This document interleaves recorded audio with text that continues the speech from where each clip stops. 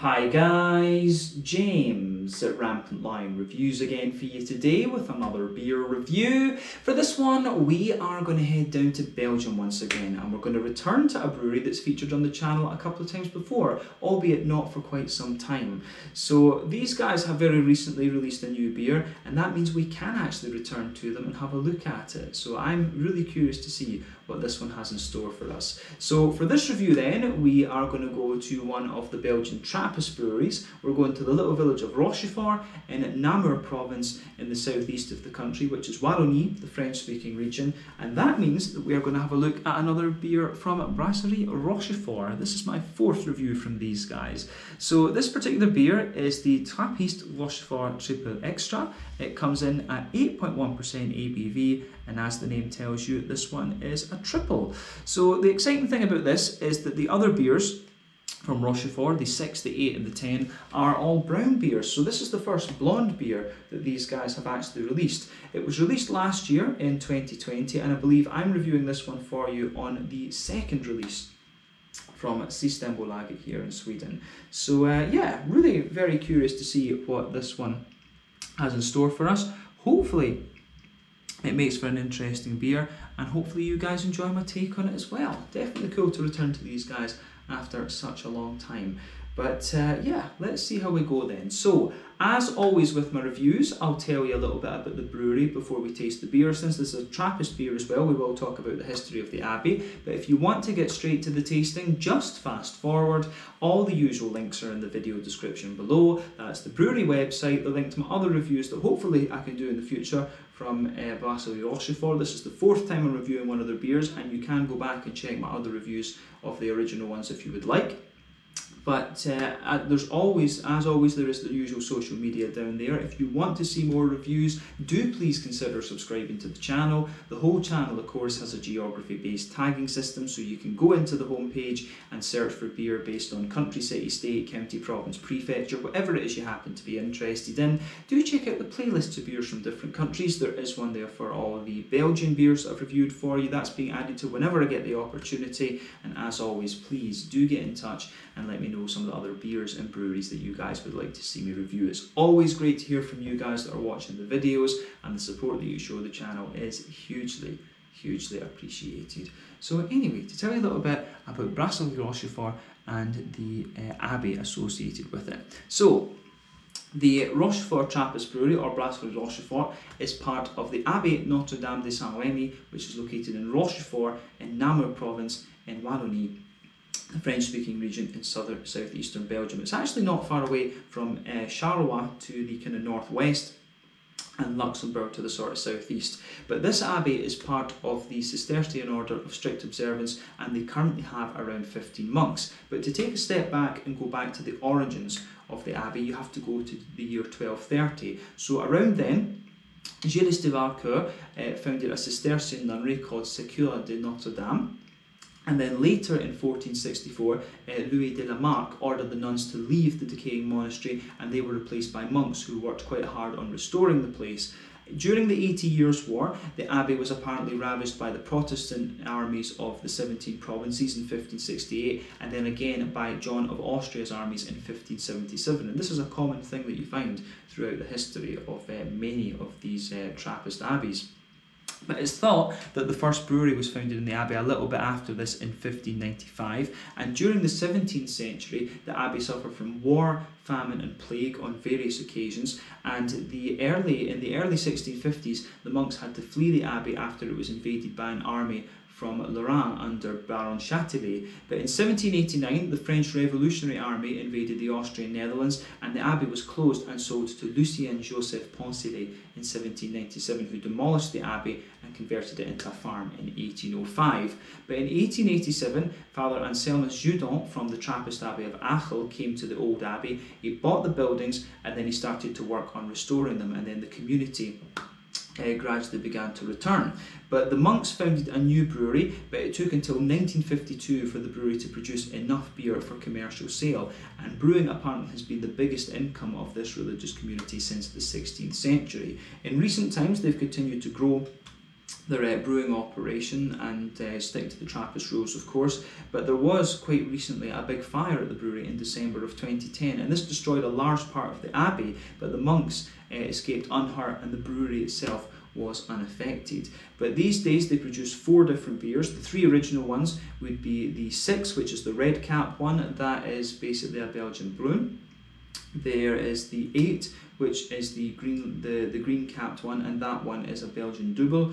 And the 10, which I think is probably their most famous one, is the blue cap one, and that is a quadruple. And recently, of course, as we say, this is their most recent release. So this one, by the looks of it, it says on the front here 1920 to 2020. I'm wondering if that's when the new brewery was formed, actually. So maybe this beer has been released to celebrate 100 years of the foundation of the new brewery, if you like. I'm not 100% sure, I couldn't find any information on that, but perhaps that is why this one was released. But all of the beers apparently use Pilsner and Munich type malts, along with Hallertau and Goldings hops. So that's probably, if it's Goldings hops, I wonder if they're meaning Slovenian Goldings, or if they are actually using Belgian hops. Actually, I'm not 100% sure about that.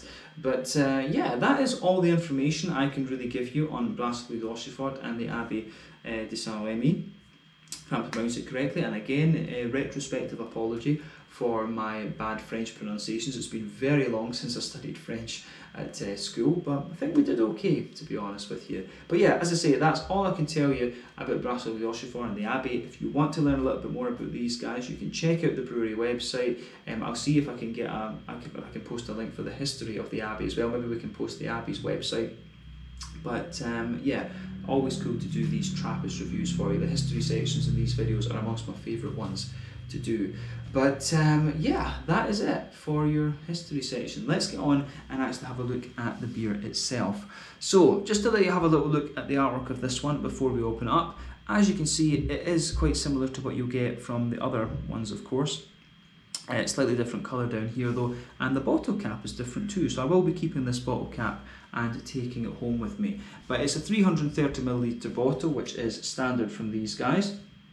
8.1% Belgian triple. This beer, I believe, cost me 30 Swedish kroner, so that translates to roughly €3, probably about $3.50 American, and I guess just a little bit, you know, maybe about £2.75 sterling, something like that, just so that those of you watching across the world have a little bit of a price reference. But the Trappist beers, you know, for what they are, I always find that they're actually pretty cheap, to be honest with you.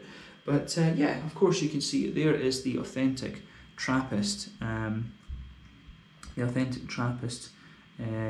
symbol there, of course, the International Trappist Association.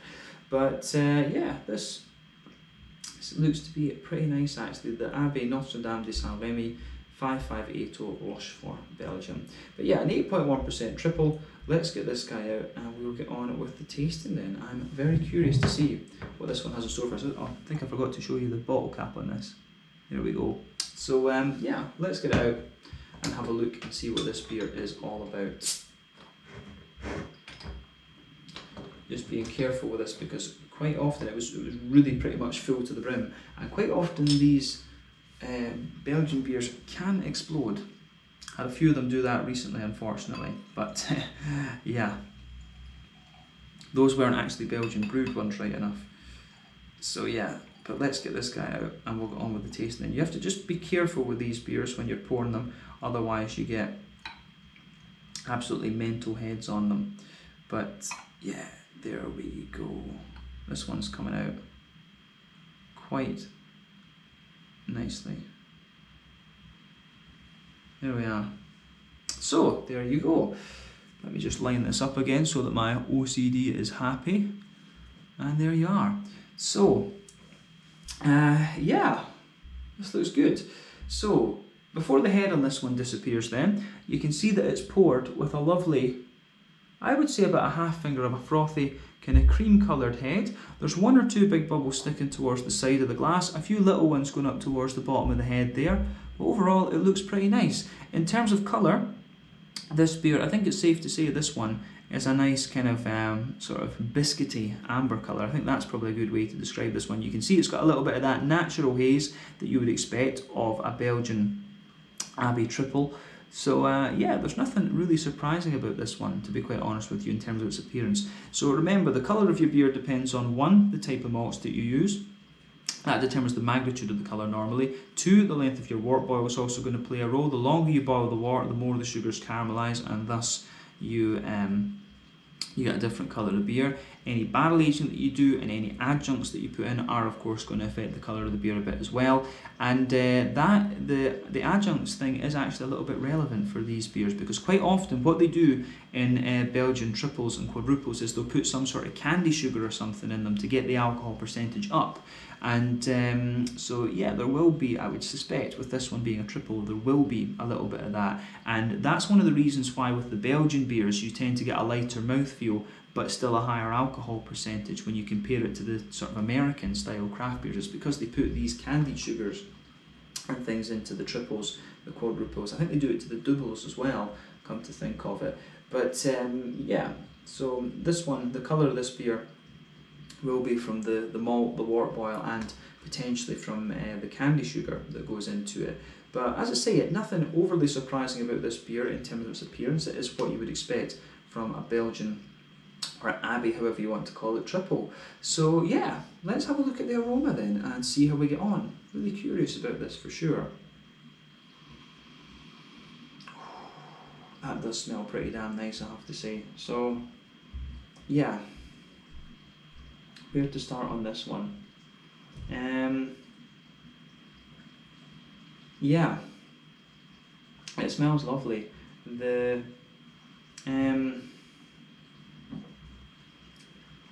It's exactly what you'd expect. I'm going to say that it smells very, very smooth, this one, and it's got everything you would want from a triple. I'm trying to remember what the last Trappist triple I would have reviewed was. It's either the La Trappe, I think, from Brasserie de Koningshoven, or it might be the West Mallet. As I say, not 100% sure about that, but this one has exactly what you want. So let's break down the aroma then a little bit before we taste the thing. So the backbone of this beer actually comes across to me as quite sweet. So you can smell a soft, white bready base to this beer, which is kind of interesting. Of course, you've got a little bit of a kind of bread crusty character in there. Mixed in with that, you do have little hints of that kind of banana kind of sweetness to the beer. I actually get a fair wee bit of banana out of this one, but it's quite subtle in a sense. It's quite a sweet banana, and it's really mixed in with the bread. I think, you could say it's a banana bread rather than being, sort of bread and banana kind of separately.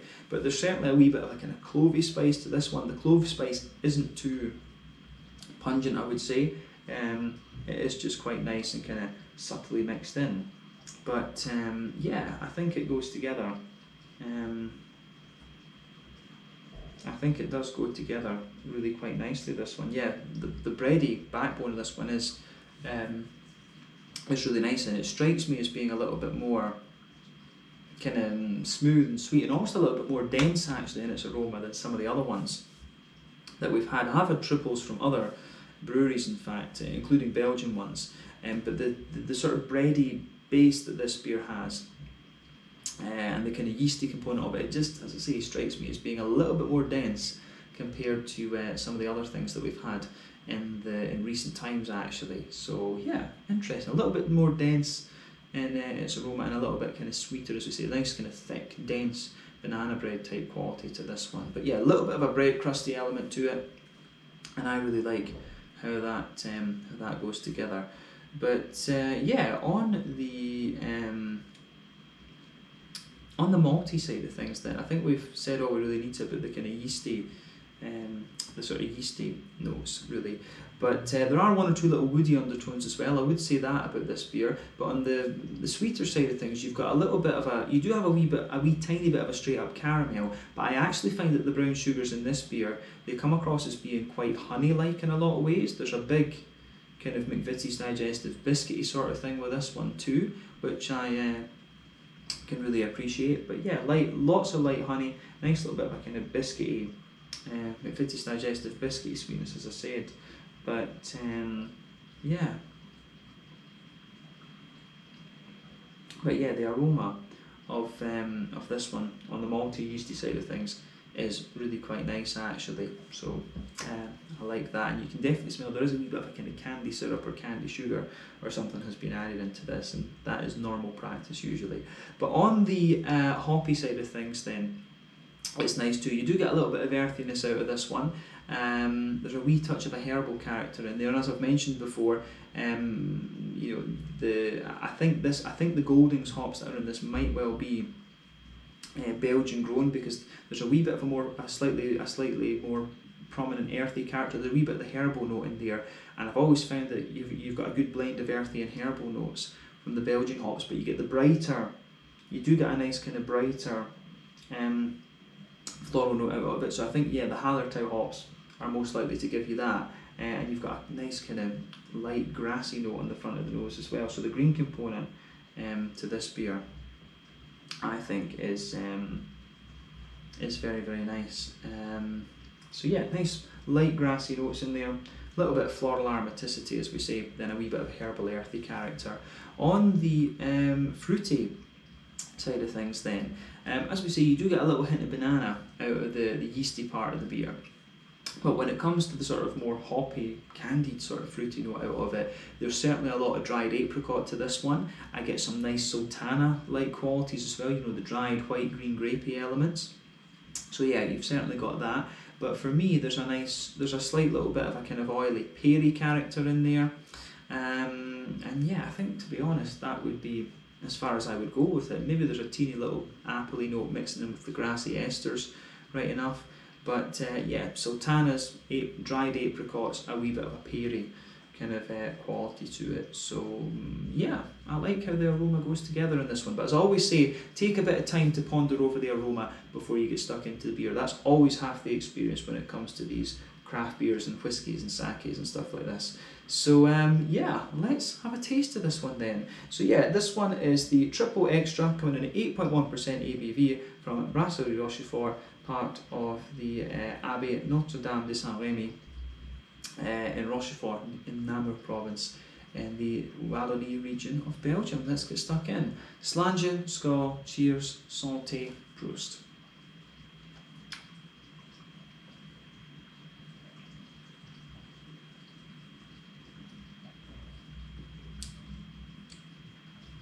Ooh, that is pretty nice actually. It's got quite an. I found that that's actually got quite an intense impact. Yeah.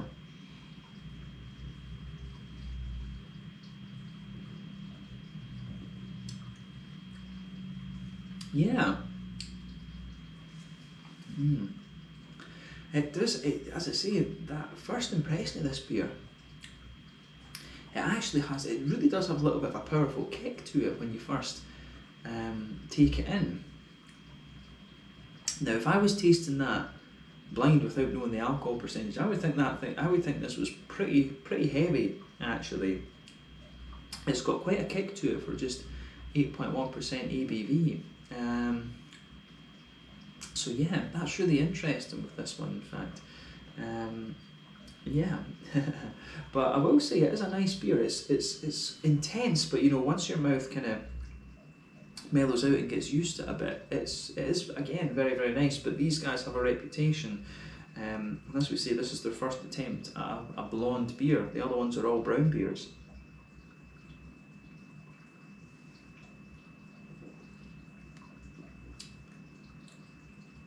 But yeah, it gets a thumbs up from me, this one. And what I will say is that the kind of vibe of this beer about it being quite a dense, malty, yeasty kind of thing, that does transpire in the flavour. That vibe you pick up in the aroma really does transpire in the flavour, into the flavour with this one, I should say. So yeah, and I think it is one of these beers that really gives you what you'd expect from the aroma. So let's try and break this down then and see how we go. Yeah.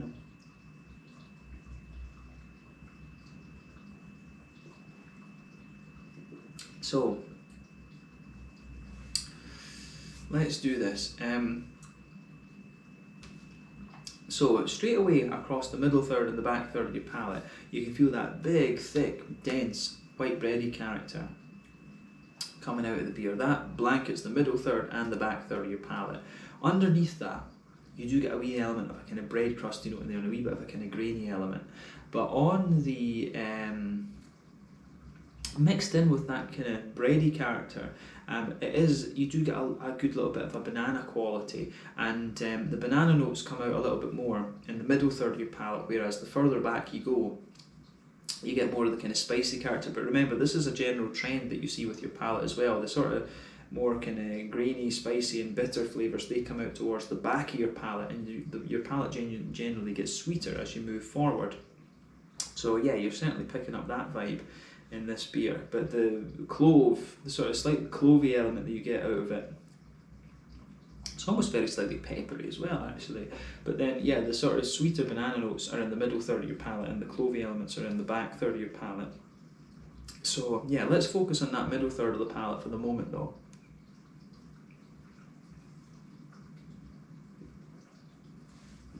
So either side of that middle third of your palate, you can certainly feel a little bit more of a kind of grainy bread crusty note coming out of the beer. But yeah, big white bready elements in there, a sort of thick, a really thick, dense white bready character in there. And as I say, you get a nice kind of banana note in this beer. It's certainly not bubblegummy. I don't get bubblegummy character out of this one, but sitting on top of that big, thick, dense layer, you get the brown sugary elements to the beer.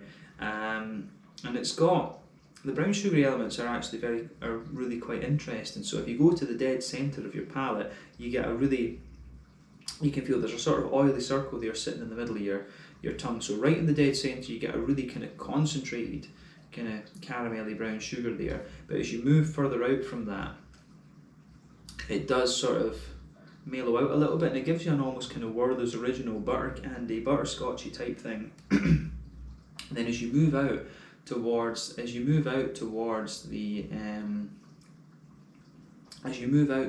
kind of edges of that middle third of your palate, you certainly get a little bit more of a McVitie's digestive, biscuity kind of character to it, that's for sure. So I do like how that goes together in this one, and you can certainly feel that some of that is a sort of candied syrup. I would surmise that the sort of more Werther's Original type flavours that are coming out of this beer are to do with the with a candy syrup or a rock candy or something like that that's been added into the brew. And as I say, they do this to up the alcohol percentage of the beer. But underneath the front half of that middle third of your palate, I'd say there's a very slight woody undertone to the beer too. But I think, to be honest with you, I think that covers everything that we really need to say about the middle third of the palate in this one. So let's focus on the back third of your palate. So border region between middle third and back third of your palate, again you get a little bit of a bready build up in there. You can feel a nice bit of a bread crusty quality.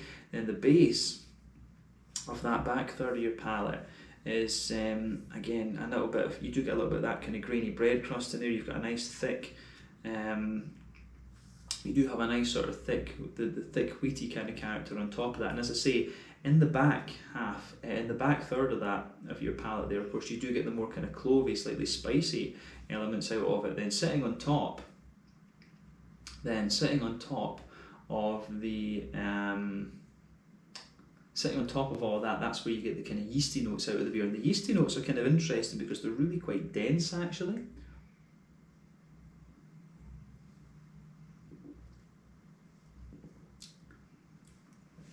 I mean, they are a little bit lighter and more airy in a sense, but I do find that it is really, yeah, as you say, it is just very kind of,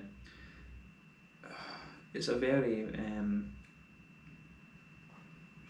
just big and this whole beer, I find this one really dense actually for a triple. The bready yeasty notes are very just dense and kind of thick, and it's got nice flavour, but it does take you a wee bit of time to just adjust to this one because it's intense actually. It really is quite intense, and I don't remember if I felt the same. I don't think I felt quite the same in that way about the brown beers from these guys, but that's again being Scottish. We have what I call the Scottish sweet tooth. The Scotch ales are more kind of brown sugary orientated beers, and if you've watched the channel you'll know that I love, you know, Doppelbox, Scotch ales, quadruples, these kind of things. So I'm not sure if I felt the same way about the other Rochefort beers, but I do find this one is quite, it's got a little bit of an intense flavour.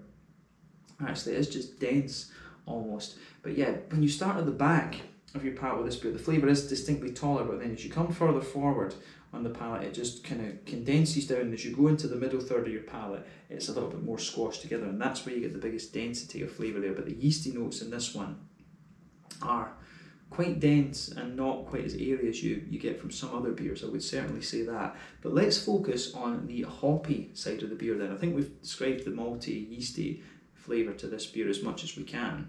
But yeah, back corners of the palate. The back corners of the palate, you've got a nice little bit of earthiness coming out of it, but as you move further forward, it's a little bit herbal, and as you push towards the kind of front corners of the palate, it's a little bit more sort of floral and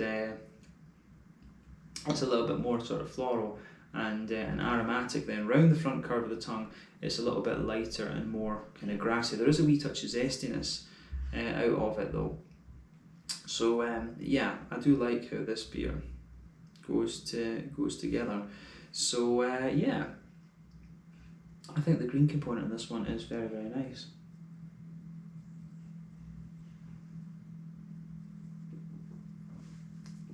And it's quite, the green component is pretty straight up, but the floral notes are quite bright, the grassy notes are quite bright, and again, if there's a bit of German hop in here, you would expect that. But the fruity side of the beer then, so border region between front third and middle third of your palate, again there's a wee bit of a bready build up there. Then the base of that front third of your palate is a sort of smooth kind of white bready character in there. You can feel a little bit of the banana sort of bread kind of thing in there too, which is quite nice. But sitting on top of that, you get that nice oily bubble where those juicy fruity esters just roll their way out of the beer. So on the back of that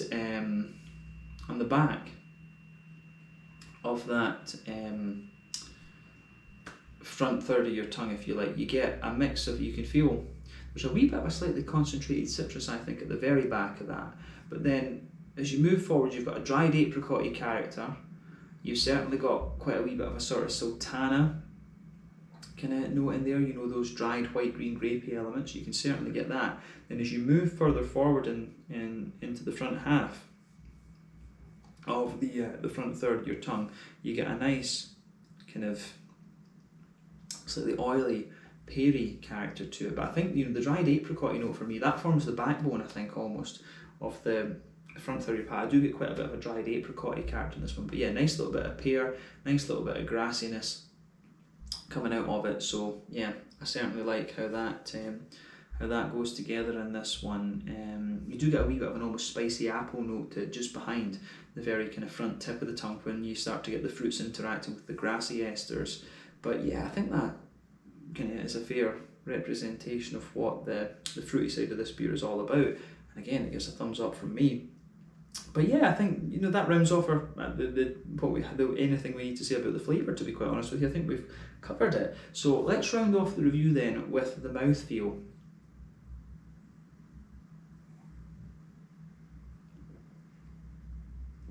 So for me, it's certainly, I find this to be quite an oily triple.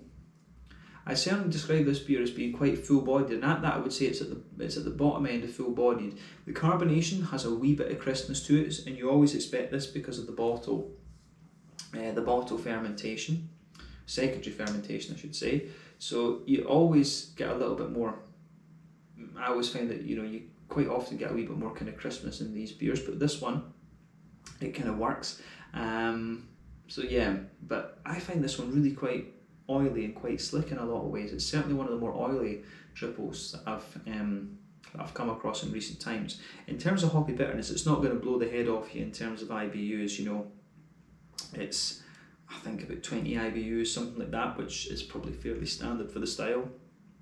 But the malty and yeasty base of this one, as I say, the thing that really strikes me about this beer is just how dense those flavours are. They're just really, they're quite intense in a lot of ways. And it's just the density of this beer is the thing that really gets me with this one. But the malt, it's got a bready base, it's got a nice yeasty note to it, and you've got those big you've got those nice kind of brown sugary notes to it, and it's a lovely flavour beer, this one. But it actually, if I tasted this blind without knowing what it was and knowing its ABV and stuff, I would think this one was like very, very boozy. I really would think this is very boozy, and it's strange because if I remember rightly, you know, the Westmalle is like 9.5%, so that feels lighter than this one does. This beer just feels really dense, and I'm not sure, maybe they've done a longer wort boil or something like that, but then the colour of the beer would be slightly different, so I don't know how they've got the sheer density out of this beer. So yeah, I like how this one goes about, I do like how this one goes about its business. So yeah, it works. It does work very, very nicely. So yeah, it works really. It works really well in that sense, but it does take a wee bit of time. It's got quite an impact to it, for sure. But the fruity side of the beer, as we say, it's got a little bit of dryness to it, and it's got a wee bit of an oily character to the fruitiness as well. But low IBUs and a nice kind of malty, woody sort of thing. So yeah, I do like how this beer goes about its business, that's for sure. So yeah, I think we can leave it at that for this review. I've really enjoyed doing this and returning to Brasserie de Rochefort, and hopefully we can review a few more of their beers at some point in the future. But yeah, this was awesome. The triple extra, Brasserie de Rochefort triple extra, 8.1% ABV from the Abbey Brewery, Notre Dame Saint-Remy. So yeah, awesome stuff. Let's leave it there. Thank you again for watching my beer reviews. Until the next time, please like, subscribe, share, all the usual YouTube stuff. Let me know your own thoughts on this beer in the comments section below. Let me know what your favourite beers are out of the Rochefort range. I have to say, it's nice to have a blonde beer from these guys, but I do find this one pretty intense. I'd be curious. I need to have a watch at some of my other some of my fellow beer tubers videos on this, because I do find this one just quite dense actually, which is really interesting. But yeah, thanks for watching, and I'll catch you guys on the next one. Slàinte Skål, cheers. Check out my social media, check out the website for the Abbey and for the brewery, and I'll see you guys in the next one. Slàinte Skål, cheers, santé, prost.